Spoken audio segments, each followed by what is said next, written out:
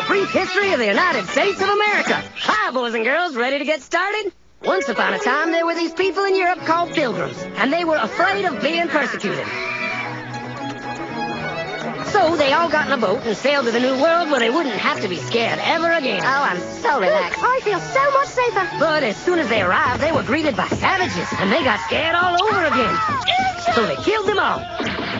Now, you'd think wiping out a race of people would calm them down, but no. Instead, they started getting frightened of each other. Witch!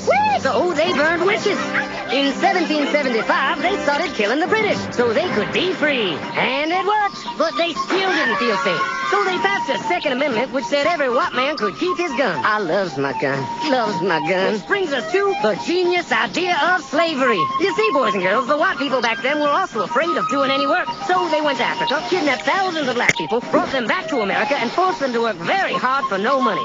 And I don't mean no money like I work at Walmart and make no money. I mean $0. Nothing. Not a zip. Doing it that way made the USA the richest country in the world.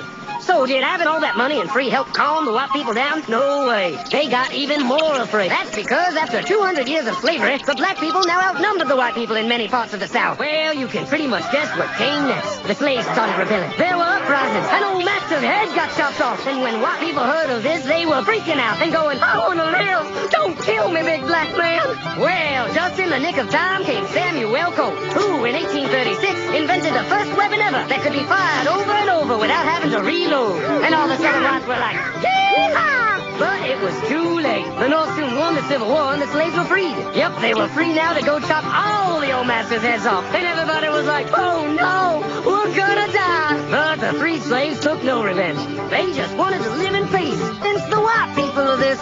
So they formed the Ku Klux Klan. And in 1871, the same year the Klan became an illegal terrorist organization, another group was founded, the National Rifle Association.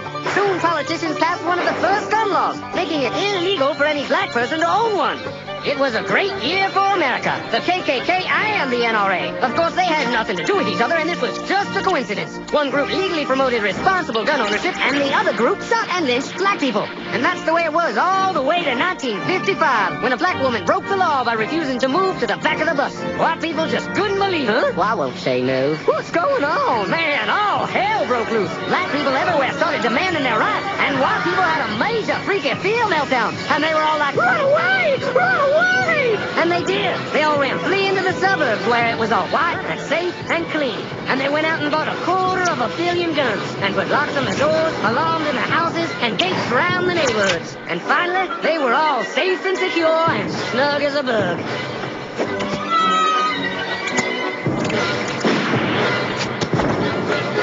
And everyone lived happily ever after. Or did they?